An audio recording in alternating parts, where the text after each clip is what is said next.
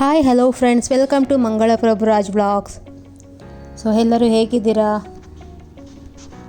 So ಇವತ್ತು ನಾನೊಂದು special recipe ಒಟ್ಟಿಗೆ ಬಂದಿದ್ದೀನಿ. ಸೊ ಈ ರೆಸಿಪಿ ಏನಂತ ಆಗಲೇ ನಿಮಗೆ ತಮ್ಮನೇರಲ್ಲಿ ಗೊತ್ತಾಗಿದೆ. ಸೊ ಈ ರೆಸಿಪಿ ಹೇಗೆ ಮಾಡೋದು, ಇದಕ್ಕೆ ಏನೆಲ್ಲ ಸಾಮಗ್ರಿಗಳು ಬೇಕು ಅಂತ ನೋಡೋಣ ಬನ್ನಿ. ಸೊ ನಾನಿವತ್ತು ಮಾಡ್ತಾ ಇರೋದು ಬಂದು ಕ್ಯಾರೆಟ್ ಹಲ್ವಾ ಆಗಿದೆ. ಸೊ ಕ್ಯಾರೆಟ್ ಹಲ್ವಾ ಅಂತ ಎಲ್ಲರಿಗೂ ತುಂಬ ಇಷ್ಟವಾಗೋಂಥ ಸ್ವೀಟ್ ಆಗಿದೆ. ಸೊ ಈ ಕ್ಯಾರೆಟ್ ಅಂತೂ ನಿಮಗೆ ಆಲ್ಮೋಸ್ಟ್ ಎವ್ರಿ ಸೀಸನಲ್ಲಿ ಸಿಗುತ್ತೆ. ಸೊ ಇದು ಸೀಸನಲ್ ಅಂತ ಏನಲ್ಲ, ಎನಿ ಟೈಮ್ ನಿಮಗೆ ಸಿಗುವಂಥ ತರಕಾರಿ ಆಗಿದೆ. ಸೊ ಸ್ಪೆಷಲಾಗಿ ಕ್ಯಾರೆಟ್ ಅಂತೂ ತುಂಬ ಹೆಲ್ತಿಗೆ ಒಳ್ಳೆಯದು. ಹಾಗೆ ಹಲ್ವಾ ಅಂತೂ ತುಂಬಾ ಟೇಸ್ಟಿಯಾಗಿರುತ್ತೆ. ಸೊ ಇದನ್ನು ನಾವು ಮನೇಲಿ ಮಾಡ್ಕೊಂಡು ತಿಂದರೆ ಇನ್ನೂ ಚೆನ್ನಾಗಿರುತ್ತೆ. ಸೊ ಬನ್ನಿ ಹೇಗೆ ಮಾಡೋದಂತ ನೋಡೋಣ. ಸೊ ನಾನಿಲ್ಲಿ ಅರ್ಧ kg ಕ್ಯಾರೆಟ್ ತೊಗೊಂಡಿದ್ದೀನಿ. ಸೊ ಇದು ಬಂದು ಡೆಲ್ಲಿ ಕ್ಯಾರೆಟ್ ಅಂತ. ಸೊ ನಾವು ನಾರ್ಮಲಾಗಿ ಅಡುಗೆಗೆ ಯೂಸ್ ಮಾಡೋದಕ್ಕಿಂತ ಡಿಫ್ರೆಂಟ್ ಕ್ಯಾರೆಟ್ ಆಗಿದೆ. ಸೊ ಇದು ಸ್ವೀಟ್ ಸ್ವಲ್ಪ ಕಮ್ಮಿ ಇರ್ತದೆ. ಸೊ ಇದು ನಾನಿಲ್ಲಿ 2 ಬೌಲು ಕ್ಯಾರೆಟ್ನ ತುರಿದು ತೊಗೊಂಡಿದ್ದೀನಿ. ಇದ್ರ ಜೊತೆಗೆ 1 ಕಪ್ ಹಾಲು, ಅರ್ಧ ಕಪ್ಪು ಬ್ರೌನ್ ಶುಗರ್ ತೊಗೊಂಡಿದ್ದೀನಿ.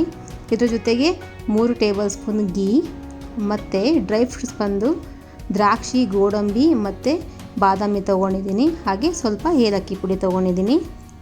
ಸೊ ಮೊದಲಿಗೆ ಇಲ್ಲಿ ಡ್ರೈ ಫ್ರೂಟ್ಸ್ನೆಲ್ಲ ಸ್ವಲ್ಪ ಫ್ರೈ ಮಾಡ್ಕೊಳ್ತಾ ಇದ್ದೀನಿ. ಸ್ವಲ್ಪ ಗೋಲ್ಡನ್ ಫ್ರೈ ಬರೋ ಹಾಗೆ ನಾನು ಇದನ್ನು ಸಪ್ರೇಟಾಗಿ ಫ್ರೈ ಮಾಡಿ ಇಟ್ಕೊಳ್ತಾ ಇದ್ದೀನಿ. ಏಕೆಂದರೆ ನಾವು ಮಾಡೋ ಸೇಮ್ ಪಾತ್ರೆಯಲ್ಲೇ ಮಾಡ್ಕೊಳ್ಬೋದು, ಬಟ್ ಅದಕ್ಕಿಂತ ನನಗೆ ಈ ಥರ ಮಾಡಿ ಇಷ್ಟ ಆಗುತ್ತೆ. ಸೊ ಹಾಗಾಗಿ ನಾನು ಇದನ್ನು ಸಪ್ರೇಟಾಗಿ ಫ್ರೈ ಮಾಡಿ ಎತ್ತಿಟ್ಕೊಳ್ತಾ ಇದ್ದೀನಿ.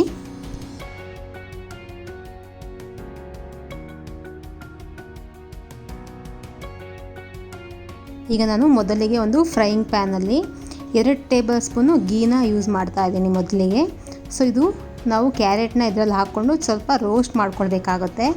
ಏಕೆಂದರೆ ನಾವು ಡೈರೆಕ್ಟ್ ಹಾಲಲ್ಲಿ ಇದನ್ನು ಬೇಯಿಸ್ಕೊಳ್ಬೋದು, ಬಟ್ ನಾವು ಕ್ಯಾರೆಟ್ನ ಸ್ವಲ್ಪ ಗೀಯಲ್ಲಿ ರೋಸ್ಟ್ ಮಾಡಿದರೆ ಅದು ಒಂದು ಒಳ್ಳೆ ಟೇಸ್ಟ್ ಬರುತ್ತೆ. ಸೊ ಹಾಗಾಗಿ ನಾವು ಮೊದಲಿಗೆ ಸ್ವಲ್ಪ ಫ್ರೈ ಮಾಡ್ಕೊಳ್ಬೇಕು. ಸೊ ಇದನ್ನು ನಾವು ಆದಷ್ಟು ಕ್ಯಾರೆಟ್ ಹಲ್ವಾ ಮಾಡಬೇಕಾದ್ರೆ ಲೋ ಫ್ಲೇಮಲ್ಲಿ ಇಟ್ಟು ಮಾಡಿಕೊಂಡ್ರೆ ಒಳ್ಳೆಯದು. ಏಕೆಂದರೆ ಹೈ ಫ್ಲೇಮಲ್ಲಿ ಇಟ್ಕೊಂಡು ಮಾಡಿದರೆ ಅದು ಟೇಸ್ಟ್ ಅಷ್ಟೊಂದು ಬರಲ್ಲ. ಸೊ ನಾವು ಏನೇ ಒಂದು ಅಡುಗೆ ಮಾಡಿದರೂ ನಾವು ಎಷ್ಟು ಕಡಿಮೆ ಉರಿಯಲ್ಲಿ ನಾವು ಅಡುಗೆ ಮಾಡ್ತೀವಲ್ಲ ಅದಕ್ಕೆ ಅಷ್ಟೇ ರುಚಿ ಬರುತ್ತೆ. ಸೊ ಆದಷ್ಟು ನೀವು ಮೀಡಿಯಮ್ ಫ್ಲೇಮ್ ಇಲ್ಲ ಲೋ ಫ್ಲೇಮಲ್ಲೇ ಇದನ್ನು ಮಾಡಿ. ಸೊ ನೋಡಿ, ಈಗ ನಾನು ಕ್ಯಾರೆಟ್ನ ಫ್ರೈ ಮಾಡ್ಕೊಂಡು ಆಗಿದೆ. ಈಗ ಇದಕ್ಕೆ ನಾನು ಹಾಲನ್ನು ಹಾಕ್ಕೋತಾ ಇದ್ದೀನಿ. ಸೊ ಇದಕ್ಕೆ ನಾನು ಯಾವುದೇ ರೀತಿಯ ಗಟ್ಟಿ ನೀರು ಹಾಕ್ತೀರ ಅಂತ ಹಾಲನ್ನ ಯೂಸ್ ಮಾಡ್ತಾಯಿದ್ದೀನಿ. ಗಟ್ಟಿ ಹಾಲನ್ನ 1 ಕಪ್ ತೊಗೊಂಡಿದ್ದೀನಿ. ಏಕೆಂದರೆ ನೀವು ಹಾಲಿಗೆ ಏನಾದರೂ ನೀರು ಹಾಕಿದರೆ ಅದು ಟೇಸ್ಟ್ ಅಷ್ಟೊಂದು ಬರಲ್ಲ. ಆದಷ್ಟು ಗಟ್ಟಿ ಹಾಲನ್ನ ಯೂಸ್ ಮಾಡಿ. ಸೊ ಇದಕ್ಕೆ ನಾನೀಗ 1 ಕಪ್ ಹಾಲನ್ನು ಫುಲ್ ಆಗಿ ಹಾಕಿ ಸ್ವಲ್ಪ ನಾನು ಲೋ ಫ್ಲೇಮಲ್ಲಿ ಇದನ್ನು ಬೇಯಲಿಕ್ಕೆ ಬಿಡ್ತಾ ಇದ್ದೀನಿ. ಸೊ ನಾನಿಲ್ಲಿ ನಾನ್ ಸ್ಟಿಕ್ ಪಾತ್ರೆ ಯೂಸ್ ಮಾಡ್ತಾ ಇದ್ದೀನಿ. ಸೊ ಹಾಗಾಗಿ ಇದು ಯಾವುದೇ ರೀತಿ ತಳ ಹಿಡಿಯಲ್ಲ. ಸೊ ಹಾಗಾಗಿ ಇದು ನಾವು ಎನಿ ಟೈಮ್ ನಾವು ಮಿಕ್ಸ್ ಮಾಡ್ತಾ ಇರಬೇಕಂತ ಏನಿರಲ್ಲ. ಸೊ ನಾವು ಹಾಲು ಹಾಕಿದ ಮೇಲೆ ಒಂದು 5 ರಿಂದ 10 ನಿಮಿಷ ಚೆನ್ನಾಗಿ ಕುದಿಲಿಕ್ಕೆ ಬಿಟ್ಟು, ಸೊ ಇದನ್ನು ನಾವು ಒಂದು 10 ನಿಮಿಷ ಒಂದು ಮುಚ್ಚಳವನ್ನು ಮುಚ್ಚಿ ಇದನ್ನು ಬೇಯಲಿಕ್ಕೆ ಬಿಡೋಣ. ಸೊ ನಾನು ಇದನ್ನು 5 ರಿಂದ 10 ನಿಮಿಷ ಲೋ ಫ್ಲೇಮಲ್ಲೇ ಮುಚ್ಚಳ ಮುಚ್ಚಿ ಬೇಯಿಸ್ತಾ ಇದ್ದೀನಿ. ಸೊ ನೋಡಿ, ಈಗ ಇದು ಆಲ್ಮೋಸ್ಟು ರೆಡಿ ಆಗಿದೆ. ಸೊ ಹಾಲಿನ ಅಂಶ ಏನಿದೆಯಲ್ಲ ಆಲ್ಮೋಸ್ಟ್ ಕಮ್ಮಿ ಆಗಿದೆ. ಸೊ ಎಲ್ಲ ಕಮ್ಮಿಯಾಗಿ ನೋಡಿ ಆಲ್ಮೋಸ್ಟ್ ಇದು ಡ್ರೈ ಆಗಿದೆ. ಸೊ ಈ ಹಂತದಲ್ಲಿ ಇದಕ್ಕೆ ನಾವೀಗ ಶುಗರ್ನ ಆ್ಯಡ್ ಮಾಡ್ಕೊಳ್ಬೇಕು. ಯಾಕಂದರೆ ಹಾಲು ಅಂಶ ಹಾಗೆ ಇದ್ದಾಗ ಸೊ ನಾವು ಅದಕ್ಕೆ ಶುಗರ್ ಹಾಕಿದರೆ ಅದು ಜಾಸ್ತಿ ನೀರು ಆಗಿಬಿಡುತ್ತೆ. ಸೊ ಆದಷ್ಟು ನೀವು ಹಾಲಿನ ಅಂಶ ಎಲ್ಲ ಕಮ್ಮಿ ಆದ ನಂತರ ನೀವು ಶುಗರ್ನ ಆ್ಯಡ್ ಮಾಡ್ಕೊಳ್ಳಿ. ಈಗ ನಾನು ಅರ್ಧ ಕಪ್ ಏನು ಶುಗರ್ ಇದೆಯಲ್ಲ ಅದನ್ನು ಆ್ಯಡ್ ಮಾಡ್ಕೊಳ್ತಾ ಇದ್ದೀನಿ. ನೋಡಿ, ಈಗ ಶುಗರ್ ಹಾಕಿದ ನಂತರ ಅದು ಇನ್ನೂ ನೀರಿನ ಅಂಶ ಜಾಸ್ತಿ ಬಿಟ್ಕೊಂಡಿದೆ. ಸೊ ಇದನ್ನೆಲ್ಲ ನಾವು ಚೆನ್ನಾಗಿ ಬೇಯಲಿಕ್ಕೆ ಬಿಡಬೇಕು. ಇವಾಗ ನೋಡಿ, ಕ್ಯಾರೆಟ್ ಹಲ್ವಾ ಆಲ್ಮೋಸ್ಟ್ ರೆಡಿಯಾಗಿದೆ. ಅದಕ್ಕೆ ಬಂದರೆ ಕ್ಯಾರೆಟ್ ಹಲ್ವಾ ರೆಡಿಯಾಗಿದೆ ಅಂತ. ಸೊ ಯಾವುದೇ ರೀತಿಯ ನೀರಿನ ಅಂಶ ಅಥವಾ ಸಕ್ಕರೆ ಅಂಶ ಯಾವುದೇ ಇಲ್ಲ, ಕಂಪ್ಲೀಟಾಗಿ ಇದು ಡ್ರೈ ಆಗಿದೆ.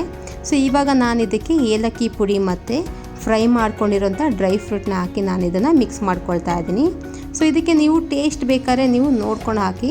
ಏಕೆಂದರೆ ಕೆಲವರಿಗೆ ಸ್ವೀಟ್ ಜಾಸ್ತಿ ಬೇಕನ್ಸುತ್ತೆ, ಕೆಲವರಿಗೆ ಸ್ವೀಟ್ ಕಮ್ಮಿ ಇದ್ದರೆ ಚೆನ್ನಾಗಿರುತ್ತೆ. ನಾನಿಲ್ಲಿ 2 ಕಪ್ಪು ಕ್ಯಾರೆಟ್ಗೆ ಅರ್ಧ ಕಪ್ಪು ಶುಗರ್ ಯೂಸ್ ಮಾಡಿದ್ದೀನಿ. ಸೊ ಇದು ಬ್ರೌನ್ ಶುಗರ್ ಆಗಿರೋದ್ರಿಂದ ಹೆಲ್ತ್ಗೆ ತುಂಬ ಒಳ್ಳೆಯದು. ಸೊ ಏಕೆಂದರೆ ನಾವು ನಾರ್ಮಲ್ ಶುಗರ್ಗೆ ಕಂಪೇರ್ ಮಾಡಿದರೆ ಬ್ರೌನ್ ಶುಗರು ತುಂಬ ಹೆಲ್ದಿ ಆಗಿರುತ್ತೆ. ಸೊ ಆರ್ಗ್ಯಾನಿಕ್ ಶುಗರ್ ಆಗಿರೋದ್ರಿಂದ ತುಂಬ ಇದಕ್ಕೆ ಯಾವುದೇ ರೀತಿಯ ನಿಮಗೆ ಶುಗರ್ದು ಜಾಸ್ತಿ ಅಂಶ ಅನಿಸಲ್ಲ. ಸೊ ಆಲ್ಮೋಸ್ಟ್ ಮೈಲ್ಡ್ ಆಗಿರುತ್ತೆ ಈ ಶುಗರು. ಸೊ ಹಾಗಾಗಿ ಆದಷ್ಟು ನಾನು ಬ್ರೌನ್ ಶುಗರ್ನ ಎಲ್ಲ ರೆಸಿಪಿಗೆ ನಾನು ಯೂಸ್ ಮಾಡೋದು. ಸೊ ಇವಾಗ ಕ್ಯಾರೆಟ್ ಹಲ್ವಾ ರೆಡಿ ಆಗಿದೆ ನೋಡಿ, ಪರ್ಫೆಕ್ಟಾಗಿ ಬಂದಿದೆ. ಯಾವುದೇ ರೀತಿಯ ನೀರಿನ ಅಂಶ ಇಲ್ಲ. ನೀಟಾಗಿ ಇದು ಈ ಥರ ಬಂದರೆ ಕ್ಯಾರೆಟ್ ಹಲ್ವಾ ರೆಡಿಯಾಗಿದೆ ಅಂತ. ಸೊ ಇದಕ್ಕೆ ನೀವು ಗಾರ್ನಿಷ್ಗೆ ಬೇಕಾದರೆ ಸ್ವಲ್ಪ ಎಕ್ಸ್ಟ್ರಾ ಡ್ರೈ ಫ್ರೂಟ್ನ ಆ್ಯಡ್ ಮಾಡ್ಕೊಳ್ಳಿ, ಇಲ್ಲಾಂದರೆ ಹಾಗೇನೂ ಚೆನ್ನಾಗಿರುತ್ತೆ. ಸೊ ನಾನಿಲ್ಲಿ ಪಿಸ್ತಾ ಇದೆ ಅಂತ ಗಾರ್ನಿಷಿಗೆ ಸ್ವಲ್ಪ ಪಿಸ್ತಾನ ಯೂಸ್ ಮಾಡ್ಕೊಂಡಿದ್ದೀನಿ.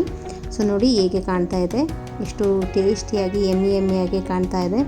ಸೊ ಈ ರೆಸಿಪಿ ನಿಮಗೆ ಇಷ್ಟ ಆದರೆ ಈ ಲೈಕ್ ಮಾಡಿ, ಶೇರ್ ಮಾಡಿ, ಹಾಗೆ ಸಬ್ಸ್ಕ್ರೈಬ್ ಮಾಡಿ ಅಂತ ಕೇಳ್ಕೊಳ್ತಾ ಇದ್ದೀನಿ. ಹಾಗೂ ನೀವು ನಿಮ್ಮ ಮನೇಲಿ ಯಾವ ರೀತಿ ಕ್ಯಾರೆಟ್ ಹಲ್ವಾ ಮಾಡ್ತೀರಾ ಅಂತ ಕಮೆಂಟ್ ಮೂಲಕ ನನಗೆ ತಿಳಿಸಿ. ಈ ವಿಡಿಯೋ ನೋಡಿದ್ದಕ್ಕಾಗಿ ಎಲ್ಲರಿಗೂ ಥ್ಯಾಂಕ್ ಯು, ಧನ್ಯವಾದಗಳು.